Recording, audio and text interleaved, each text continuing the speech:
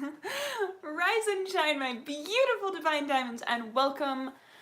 I am here today to talk to you guys about the acts of service love language, and this is one of my love languages, and maybe you guys also have this love language, but basically we're gonna go all in depth about how to determine if you have this love language, how to interact with someone who does have this love language, and then some examples of it.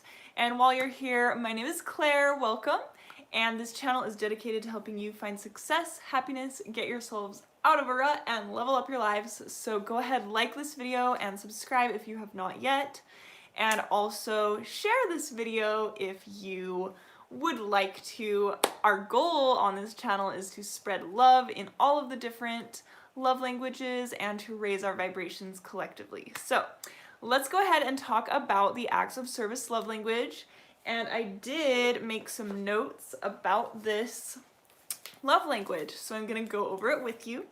So if you have acts of service love language, you prefer actions over words. So basically, a lot of times people think that, we as humans want to hear compliments all the time, etc. But someone with the acts of service love language really just wants you to take action. So it doesn't matter what you say, your actions speak louder than your words to this love language. Okay? The next thing is that you appreciate when people do nice things for you to make life easier or less difficult. Okay? So the goal here is that you just want someone to help make life simpler, easier, less complicated, and take some burden off of them. Hello, Claudia, welcome. Great to see you here. Thank you for being here. And then the third way that you can tell if you have the acts of love, acts of service love language is that you like relationships that share duties. Okay, so you like to be in relationships where you feel like you're a team. Hello, Morgan, welcome. It's so great to have you here. I'm so happy to have you guys here watching live with me. And so basically, yeah, you go into relationships wanting teamwork, wanting you guys to be a team, wanting everyone involved to take their share of duties, and that is something that is really important to you. So if that is you, you might have the acts of service love language. And number 4, you love when people offer to help you, even when you can do it yourself, okay? So yes, a lot of people who have the love languages of acts of service are fully capable of doing everything that they need help with, or that they want help with, I should say. But they just appreciate it so much when you go ahead and you're like, yes, I want to help you. How can I help? What can I do? So like, even if they can do it, or even if you can do it yourself, you still appreciate when someone offers to help you. And that can be a clue that you have the acts of service love language. And that's actually a really good one, because a lot of times, sometimes people think like, oh, it's not a big deal. I mean, they can do it themselves. It's really easy to like make breakfast, or it's really easy to, whatever task it is, to do laundry or to do this or to do that. And we think that it's like not a big deal. Meanwhile, they would be like over the moon excited if you would help them do that task. Okay? So yeah, I don't know, I mean, I have never been to Brazil, Claudio, but I would love to go. Okay, so then we're going to talk about if your partner or a specific person in your life has this love language, what you can do to actually connect better to them. And so number 1 here is that you want to understand that your partner wants you to help them. So that is something, number 1, to get into your mind, is that even if your partner might not tell you that they want you to help them, they might feel that they have to do everything on their own, or they might feel like they're completely independent and they are supposed to be able to do everything on their own. And maybe they don't feel comfortable asking for help for whatever reason. And therefore, you might not think that they need help because they don't ask you. But if you were to get into the mindset of helping them anyway, even if they're not asking you, and see how they react, okay? So if they're grateful and if they're like so excited and happy and thankful that you're helping them, then that's a sign that they might have the acts of service love language, and therefore you will be able to connect to them better. And then, so the next thing that you should do if your specific person has the acts of service love language is that whenever you have the opportunity to help them, you should jump on it, because they are going to, I mean, there's so many things that you can do in a day to help someone that it's like you can easily share your love, you can easily show your love to them, you know, any time of day. There's like so many different options of things that you can do to help them.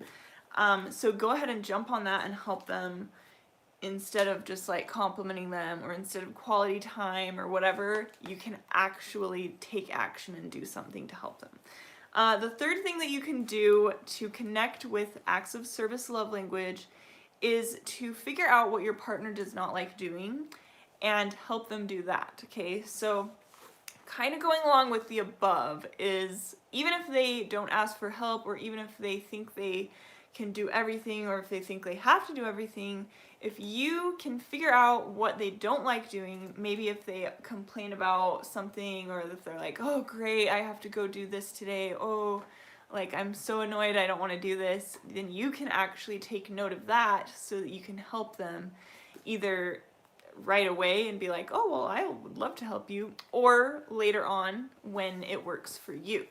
Okay, so figuring out what they don't like to do and helping them with that. And then the next thing that you can do to connect with the acts of service is you can always make sure that whatever you're doing for them, you do it with enthusiasm, okay? So you want to make sure that you are actually enjoying the act of service that you're providing for them, okay? So you definitely want to make sure that you go in with a positive attitude, that you are proactively enjoying the task, because that positive feeling and the positive emotions is going to be transferring over to the person, okay? So think of the act of service as an extension of the person that you are trying to connect to. So you want to make sure that you are giving love and providing the act of service with love, so that they will feel that love and they'll feel like you're actually wanting to do it and that you're actually providing them with love, okay?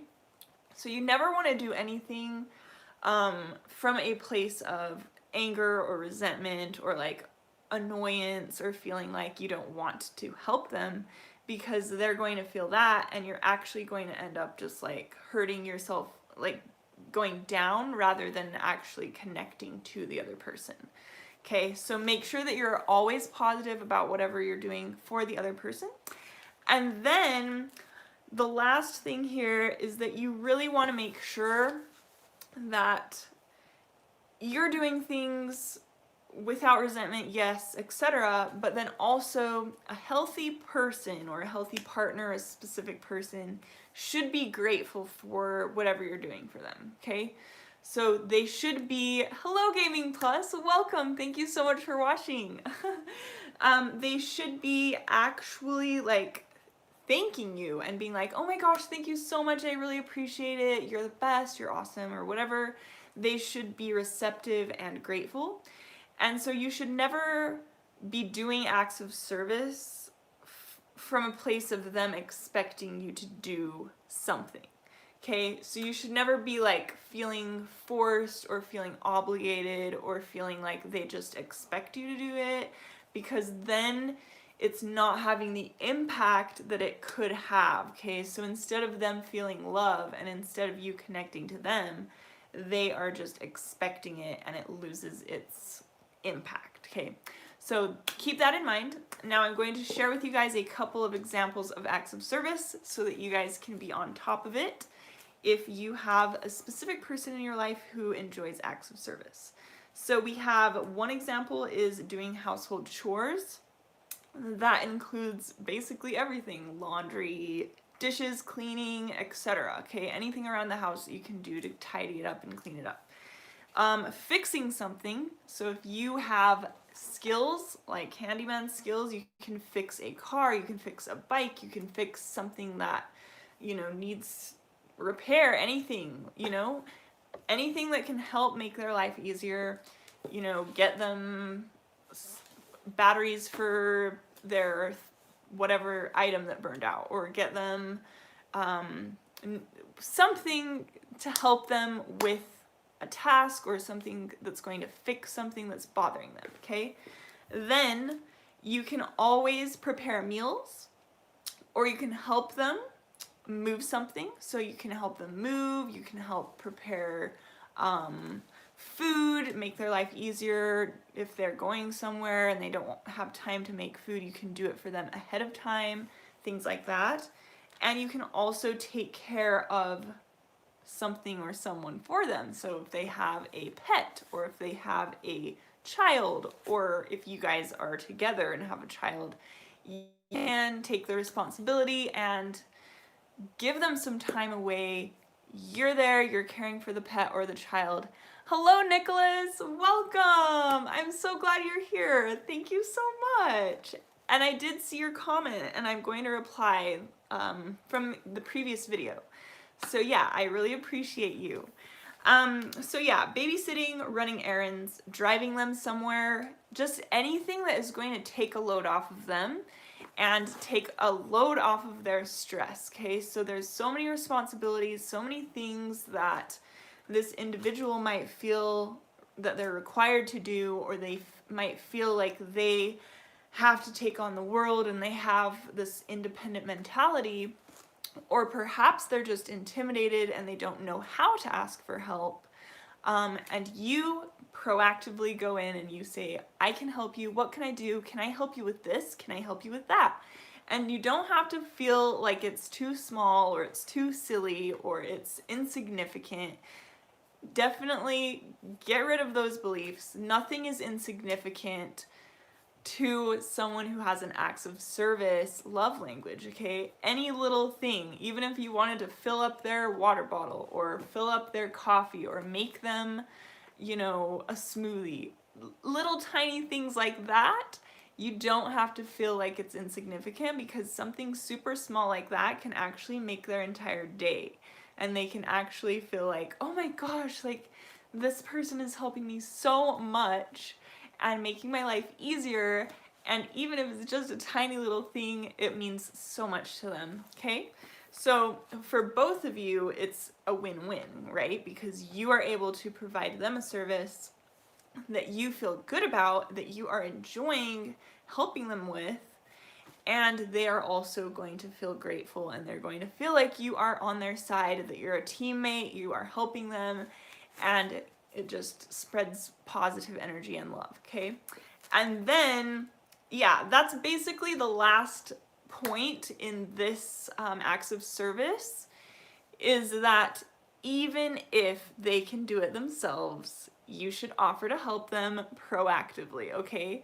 And I can say this from my own experience, because I have the acts of service love language, and I also have the independent mentality where for many, many years I have felt like I have to do everything, or I have to do this and this and this and this, and I became accustomed to doing everything by myself. And then when someone offers proactively to help me, I'm just like, oh my gosh, like this person is my hero, you know? It's just so nice, because like I wouldn't even think about it, because I'm like in the love language of acts of service for myself, if that makes sense. So I'm doing all these acts for myself, like working, and then it's hard for me to ask for help. So just make sure that you don't wait. Feel like, try to give acts of service and get annoying to the person you're trying. Okay, so if you feel that you're annoying them, then that could get a little complicated. It's either where maybe they don't have the acts of service love language and maybe you think they do, or maybe they do have the acts of service love language, but they are so accustomed to doing it themselves that they don't know how to even receive their own love language. And so if that is the case, then I mean, just go with your gut, go with the energy, and like obviously you can offer to help them, but if they're like if they're really annoyed and if they're like, don't help me, I don't need help, then maybe you can explore another outlet of sharing your love. But in my own experience, I just feel like you can help someone who is receptive, okay? So a healthy person who receives acts of service as their love language, you can help them with even little tiny things, and you can offer to help, and you should not be afraid of offering, because those are the things that these people with acts of service love language really appreciate, and they really do observe, okay? So the actions speak louder than the words is like literally the motto of this love language, and they really will be observing and aware of the little things that you do. So I hope that video helps you guys. I am excited that you are enjoying this little mini series on the love languages, and I find it very useful as well, just as a refresher. And then I'm almost thinking now about how to give love to someone who's not receptive to it. Thanks to Nicholas for sharing that, for kind of raising that into my awareness, is that sometimes people aren't even receptive to receiving love. And so we can talk about that as well in another video. But for now, I hope you guys have an amazing rest of your day. I hope that you are having a great week so far. And if you have any topics or suggestions for videos, feel free to comment below. I love to hear your thoughts on, you know, what you would like to see in this channel or things that you need help with, etc. And then also I will link down below my website and services if you guys want to work with me, or if you would like to check out my merchandise as well. And then always remember, you guys, you are so powerful, and I will see you tomorrow. Bye guys!